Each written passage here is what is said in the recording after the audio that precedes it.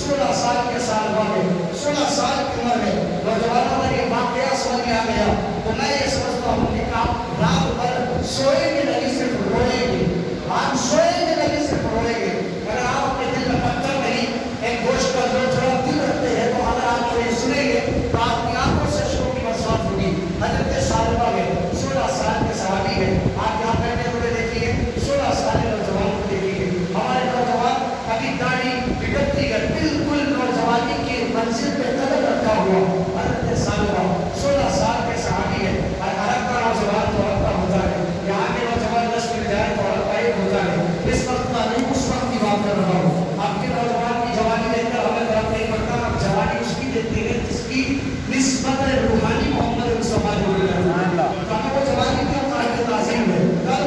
حضرت سالبہ 16 سال کی، کتنے سال کے؟ بولیے آپ کا 16 سال کی حضرت سالبہ رضی اللہ تعالیٰ، یہ کون ہے؟ رسول اللہ کے خادم ہیں۔ حضور علیہ السلام کو خدمت کیا کرتے، رسول اللہ کو کچھ سامان بازار سے منگانا ہوتا سالبہ کو بھیجتے، سالبہ آ کر وہ سامان دیا کرتے۔ کبھی حضور علیہ السلام کو کسی صحابی کو بلانا ہوتا سالبہ کو بلاتے کہ سالبہ والا صحابی کو بلا نکالا جائے۔ حضرت سالبہ اتنا خوش نصیب صحابی جس نے صبح و شام محمد مصطفیٰ کے چہرے کو دیکھا ہے، جس نے رسول اللہ کی تجلیات کو دیکھا۔ حضرت سالبہ کو ایک وقت ایسا آیا، حضور علیہ السلام کو بازار میں بھیجا، سالبہ سے کہا کہ کچھ سامان لانا ہے، میں سامان لے کر پلٹ کر جلدی واپس آ جانا۔ حضرت سالبہ کرتے ہیں، رسول کریم علیہ السلام کے پاس سے نکل کر بازار جاتے ہیں، جب سامان خریدتے سامان لے کر پلٹ کر واپس آ رہے تھے، رسول اللہ کے دربار میں واپس حاضر ہونے کے لیے جب آ رہے تھے، راستے میں آتے ہوئے غلطی سے بالکل ارادہ نہیں تھا، ایک عورت تھی جو کھلے مقام میں گانے گا رہی تھی، غسل کر رہی تھی، جیسے ہی پردہ اس کے درمیان تھا، جیسے ہی ہوا کی چلنے کی وجہ سے وہ پردہ ہٹا، حضرت سالبہ کی نظر، ایک نظر بغیر کسی ارادے کے، بغیر کسی قصد کے، بھول کر غلطی سے ایک نظر حضرت سالبہ کی اس عورت نہانے والی عورت پر پڑتی ہے، جیسے ہی نظر پڑی حضرت سالبہ کی سکوڑی لا کر آگے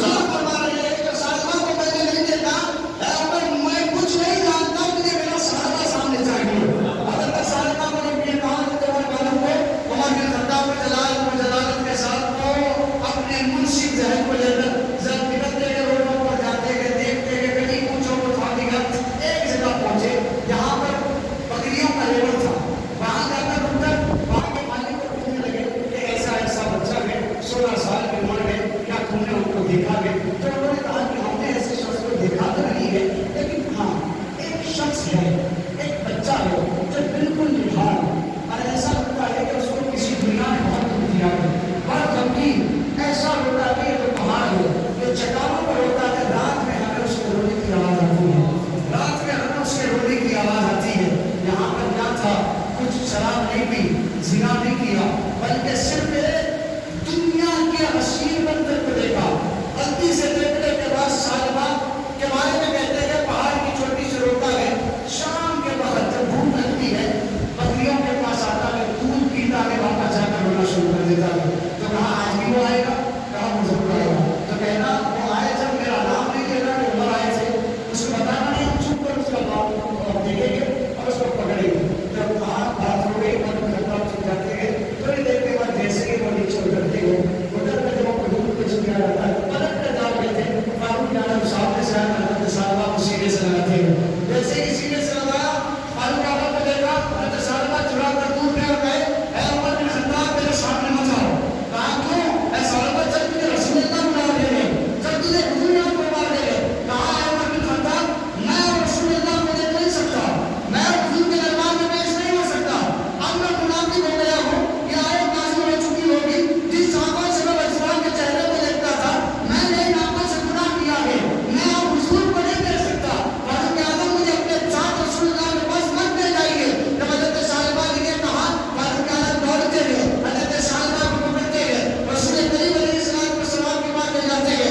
جیسے ہی حضور کے پاس پہنچے، حضرت صاحبہ کے ہاتھ پاؤں بھوک اور پیاس کی وجہ سے، نڈالی کی وجہ سے ہٹا کٹا نوجوان کمزوری کی اس کے چہرے پر آسان نظر آ رہے ہیں، کانپ رہا ہے، دل دھڑک رہا ہے. حضرت صاحبہ رسول اللہ کے سامنے جب پیش ہونے کے لیے جاتے ہیں، پیش نہیں ہوتے، آنکھیں بند کرتے ہیں، حضور کے قدموں میں گر جاتے ہیں. حضرت صاحبہ کو رسول اللہ اٹھاتے ہیں، بے ہوش ہو گئے، اٹھا کر لے جاتے ہیں. حضرت صاحبہ کو اپنے زانوی مبارک پر، حضرت صاحبہ کے چہرے مبارک کو رکھتے ہیں. سوچئے مصطفیٰ کے زانو ہے، ہر وہ عاشق مصطفیٰ کا چہرہ حضور علیہ السلام کے زانو مبارک پر ہے. حضرت صاحبہ بے ہوش ہے، حضرت صاحبہ کو رسول اللہ اٹھاتے ہیں. اٹھا کر جیسے ہی آنکھ کھولی، آمنہ کی لال کا چہرہ دیکھا. حضرت صاحبہ چیخنے لگے حضور میں نے کوئی گناہ نہیں کیا ہے، میں نے کس تک نہیں دیکھا، مجھ سے گناہ ہو چکا ہے. یا رسول اللہ میں نے اللہ سے معافی بھی مانگی ہے، کیا میری بھی نجات کا کوئی ذریعہ ہے،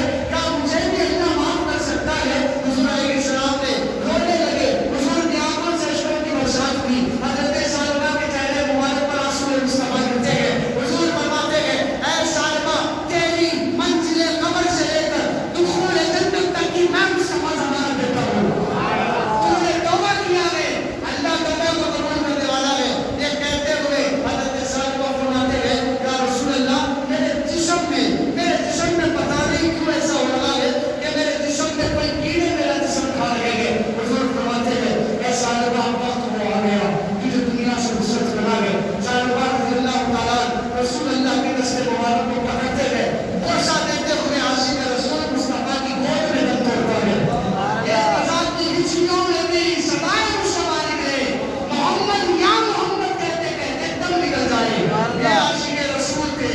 دیکھیے گناہ ہوا، توبہ کی، کیسا مقام ملا، مصطفیٰ کی گود میں میری مصطفیٰ کا دیدار ملا. آپ سوچیے ہم اپنے کتنے گناہ کرتے ہیں، کیا ہم نے کبھی اپنے گناہوں پر غور کیا، کیا ہم نے کبھی اپنے گناہوں کا محاسبہ کیا. نوجوانوں تم سڑکوں پر بیٹھ کر نشے کی چیزیں استعمال کرتے ہو، تم اپنے آپ کو یہ سمجھتے ہو کہ تم بخشے جاؤ گے. یاد رکھ لو اگر محمد مصطفیٰ کی سیرت کو تم نے پامال کیا دنیا میں کبھی کامیاب ہونے والے نہیں ہو. آج کی آپ توبہ کرو. میں کہتا ہوں تمہارے آج تک جتنے گناہ ہیں ٹھیک ہے، گناہ گار سے نفرت نہیں ہونی چاہیے، گناہ سے نفرت ہونی چاہیے. گناہ گار سے نفرت نہیں ہو. محبوب غریب اور گناہ گار سے نفرت مت کرو، گناہ سے نفرت کرو. کچھ ایسے بھی ہوگے سوچ رہے ہوگے کہ اب گناہ کبھی آگے بھی کر دیں گے، ہو جائے گا. نہیں، اللہ کیا معاف کرنے والا ہے، اللہ تو معاف نہیں کرتا. یہ دل سے خیال لگائے اللہ تعالیٰ آپ کو 70 لاکھ سے زیادہ پیار کرتا ہے. دنیا میں کوئی نہیں چاہتا جتنا آپ کو اللہ چاہتا ہے. پیدا کرنے والی ماں کو اتنی محبت نہیں کرتی، بنانے والا خالق کو بھی محبت کرتا ہے. آج کی رات ملی ہے، پلٹ جائیے، آ جائیے اپنے واپس رسول اللہ کی دہلیز پر، واپس آ جائیے اللہ تبارک و تعالیٰ کے دربار میں. ایک بار مانگیے تو صحیح، اللہ آپ کو دینے والا ہے. لوگ ڈرا دیتے ہیں اور کچھ نہیں ہونے والا، گناہ ہو گیا جہنم میں جانا ہے. ہرگز ایسا نہیں ہے، ہرگز ایسا نہیں ہے. اللہ کے حبیب نے فرمایا وہ گناہگار جس گناہگار کے گناہ کے بعد اس کی توبہ کی آواز نکلتی ہے اللہ تعالیٰ کو کائنات میں سب سے